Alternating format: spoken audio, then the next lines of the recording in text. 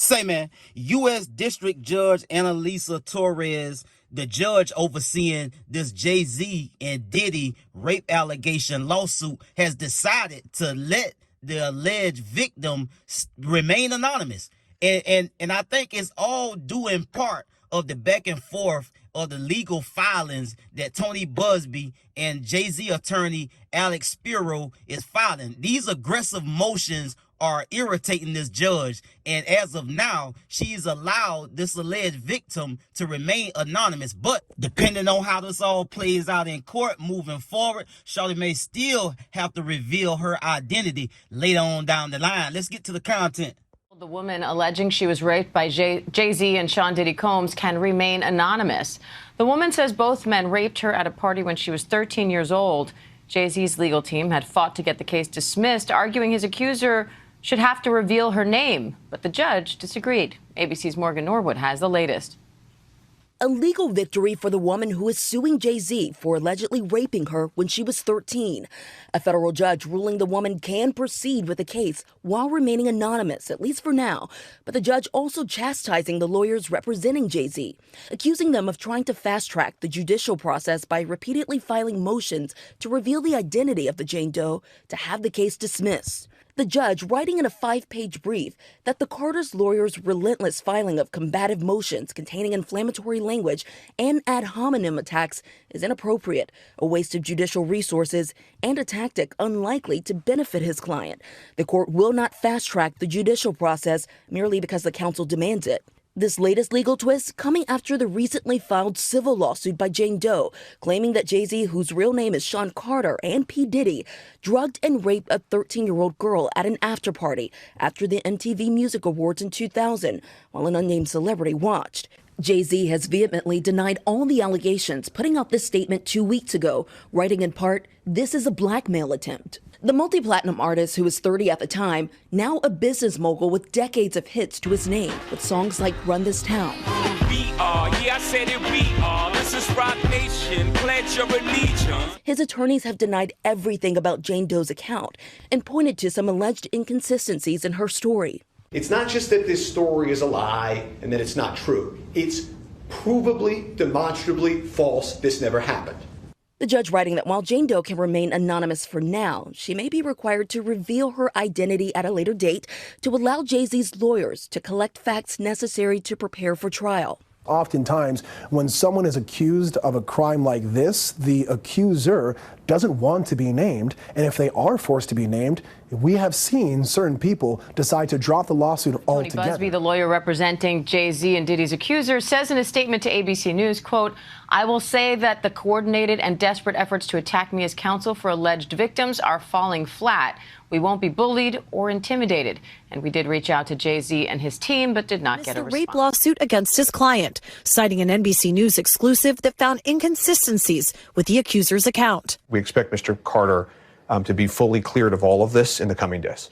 Almost nothing that she says has checked out because this never happened. This in the wake of our interview with a 38-year-old mother from Alabama who accuses JayZ, whose real name is Sean Carter, and Sean Diddy Combs of raping her when she was 13 years old.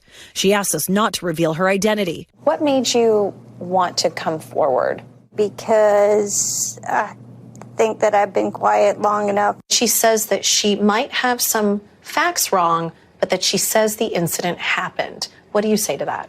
You know, anybody, when they make up a claim, they can just keep repeating it and getting it right. But you never get the details right. And what happened during her interview with you is that the story began to unravel. On the night of the MTV Video Music Awards in 2000, she says Combs' limo driver took her to an after party. There she says she spoke to musician Benji Madden and his brother. I'm talking to Benji Madden about his tattoo. That's the Last Supper. In a statement to NBC News, a representative for the Maddens confirmed they did not attend the 2000 VMAs and that they were on tour in the Midwest at that time. At the after party, she says she had a drink that made her feel woozy. Then she says Combs and Carter both raped her. She says she ran to a gas station where she called her father, who picked her up. We rode home in silence. She didn't ask me what happened. In an interview with NBC News, her father said he could not corroborate her story. "I feel like I would remember that, and I don't," he said. The woman revealed to us that she has autism and previously suffered a head injury. In a follow-up phone interview, we asked her about the contradictions, and she said that she stands by her statements. This woman is standing by her story. It happened over 20 years ago. Maybe her memory is hazy. Maybe her father doesn't remember that night. No, she's doubled down on certain of these details. She says, I'm positive. She points out the tattoo. She talks about the tattoo in vivid detail. Turns out that's completely false. And the father is supposed to be picking her up. 10-hour drive, round trip to pick her up in the middle of the night. Has no memory of that. No one has come forward about this in nearly a quarter of a century, and that's because this never happened. Spiro said he's not only seeking justice for JayZ, he says that he also wants to expose the accuser's attorney, Tony Buzbee. He takes away the voices from real victims and he causes real harm. If this lawyer has any sense, he's going to dismiss this claim. I don't know whether he has any sense. Buzbee, who has filed more than 20 lawsuits against Combs, told NBC News that he is continuing to vet the accuser's claims and that she has agreed to undergo a polygraph this week. A representative for Combs called the suit a shameless money grab.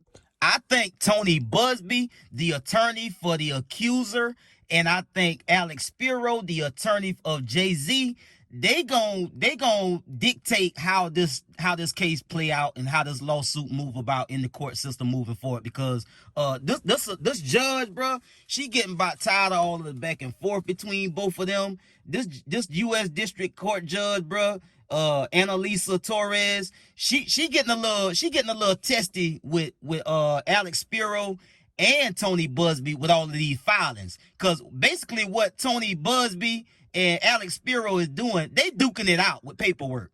That's basically what it is. And Jay done went at Buzbee before and tried to sue him before all of this even took place and blew out of proportion the way it is right now. And so the aggressiveness from Jay's side and the aggressiveness from Tony Buzbee is playing out in court. They doing all of these filings, trying to get a lick off, and Judge Torres getting about tired of it. And as of now, she is allowing this victim to remain anonymous. As she said in her filing, she's not gonna allow Alex Spiro and you know, all of the power that he got, and JayZ being a powerful figure in this equation, she's not gonna allow them to dictate her decision making in the court. And quite frankly, alleged victim aside, you can tell that this has really, really gotten personal between JayZ's side and Tony Buzbee with all of these filings and all of these news appearances, and still going after Buzbee and going after the accuser, breaking, like, bro, like, they got to chill, bro, because if they don't, this gonna fall one way or another, and it probably ain't gonna help.